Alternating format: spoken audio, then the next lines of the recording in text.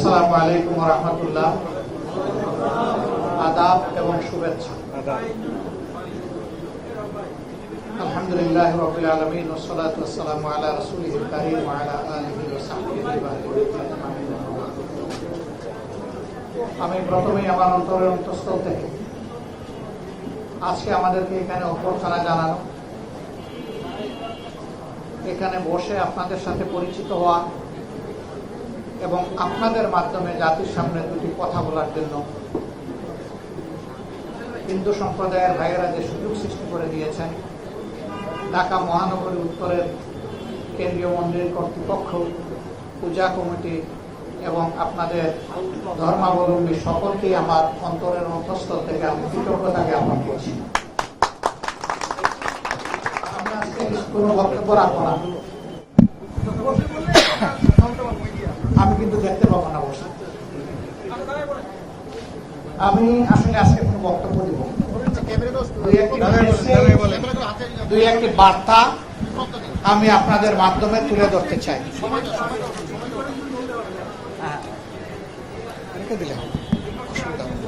মাইকের আওয়াজ আছে তো, সমস্যা হবে।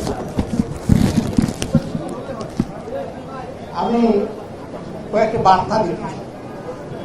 নাম্বার ওয়ান, আমার কাছে ধর্ম, বর্ণ, দল সব কিছু নিচে, আমার কাছে মানবতার ঊর্ধ্বে।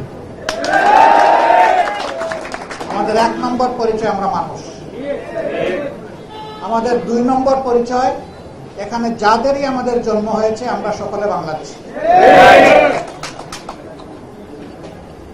একজন বাংলাদেশী নাগরিককে আমার দেশের সংবিধান যে অধিকার দিয়েছে, সকল ধর্মের ইন্ডিভিজুয়াল নাগরিক সমানভাবে তা ভোগ করবে। আমরা তার কোনো বেশকম দেখতে চাই না। মেধা যোগ্যতার ভিত্তিতে আগামীর বাংলাদেশের দায়িত্ব পালন করবে দেশের তরুণ সমাজ। এইখানেও আমরা কোনো ধর্মের ব্যবধান বরদাস্ত করব না।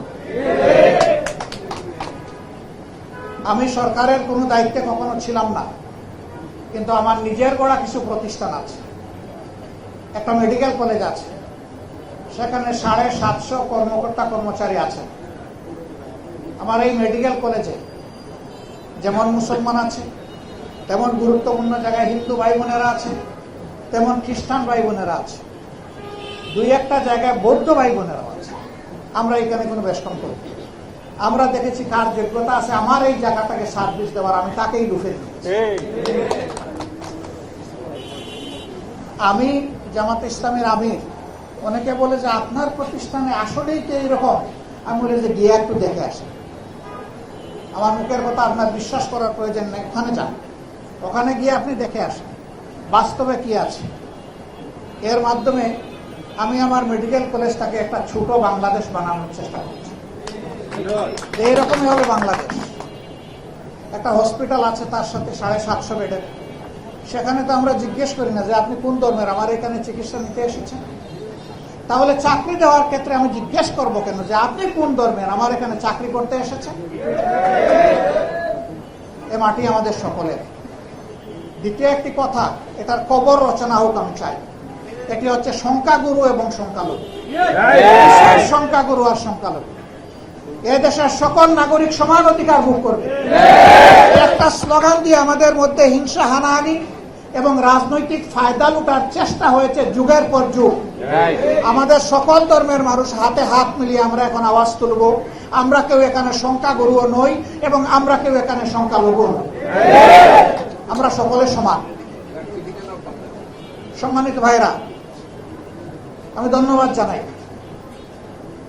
আমার এই বন্ধু, তিনি বলেছেন যে কোথাও জামাতে ইসলামী এবং ইসলামী ছাত্র শিবিরের কোনো মানুষের বিরুদ্ধে লুটতরাজ, ভাঙচুর, অগ্নিসংযোগ, চাঁদাবাজির কোনো অভিযোগ উনি জানেন না। আমি বলবো আপনি জানেন না ভালো, কিন্তু যদি কোথাও জানেন আমাদেরকে একটু বলবেন, আমরা কি করি একটু দেখবেন। আমরা এই ধরনের কোনো অসততাকে, দুর্বৃত্তপনাকে আমরা কখনো প্রশ্রয় দেই না। কাজে এই কাজের জন্য কাউকে আমাদের বহিষ্কার করার প্রয়োজন হয় না। যেহেতু এখানে তৈরি হয় না এই ধরনের এলিমেন্ট, বহিষ্কার করবো কেন? দরকার তো নাই আমার। এই আঙ্গিনাকে আমরা পরিচ্ছন্ন রাখতে চাই। আমি শুধু আমাদের কথা বলছি না, আমি বলবো যারাই রাজনীতি করবেন মেহেরবানি করে একটা রাজকীয় মন নিয়ে আসেন। ফকিরের মন নিয়ে রাজনীতিতে আসার কোনো প্রয়োজন নেই। আপনি রাজনীতি করবেন, আপনি একজন ভিক্ষুকের সন্তানও হতে পারেন, কোনো অসুবিধা নাই, কিন্তু মনটা আপনার হতে হবে রাজকীয় মন। আপনি সমস্ত মানুষকে ধারণ করবেন, আপনি আপনাকে বাদ দিয়ে বাকি সবাইকে শ্রদ্ধা করবেন, আপনি আপনাকে সহ সবাইকে ভালোবাসবেন, তখনই আপনার জন্য রাজনীতি করা মানায়। আর রাজনীতির নামে লুটপাট, নিজের কপাল কিসমত গড়া, আর 2 দিন পর পর বলবেন যে আমার দেশ এখন সোনালী যুগে পদার্পণ করেছে, আর এগুলা শুনতে চাই না। এগুলা শুনতে শুনতে আমরা ক্লান্ত হয়ে গেছি। ভাই, আপনি আগে সোনার মানুষ হন, তারপরে আমার দেশ সোনার দেশ হয়ে যাবে। আমি সকল সম্প্রদায়ের মানুষের কাছে অনুরোধ করব যে আসুন আমরা পরস্পরকে ভাই এবং বন্ধু হিসেবে গ্রহণ করি, তাহলে হিংসা এবং হানাহানি থাকবে না। আর কয়েকদিন পর পর এখানে এসে পাহারাও দেওয়া লাগবে না। আমার বিবেক আমাকে পাহারা দিবে, বলবে নো, তুমি মানব সন্তান, তোমার ধর্মের প্রতি তুমি যেমন শ্রদ্ধাশীল, আরেকজনের ধর্মের প্রতিও তোমাকে শ্রদ্ধাশীল হতে হবে। কোন ধর্ম কাউকে দুর্বৃত্ত হতে শেখায়, হিংসা প্রতিহিংসা শেখায়, আমি তা বিশ্বাস করি। এরকম যদি কেউ হয়, এটা কোনো ধর্মই না। ধর্মীয় মানুষকে পরিশীলিত করে, মানুষকে মানুষ বানায়, মানুষকে পশু বানায় না, বরঞ্চ পাশবিক চরিত্র যাদের আছে তাদেরকেও মনুষ্যত্বের দিকে নিয়ে আসে।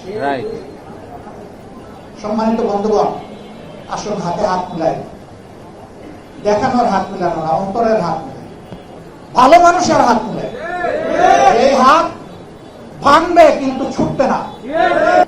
যদি কোনো দুঃখ আসে সকালে মিলে এই দুঃখ বরণ করে নেব, যদি কোনো সুখ আসে তাও ভাগাভাগি করে নেব।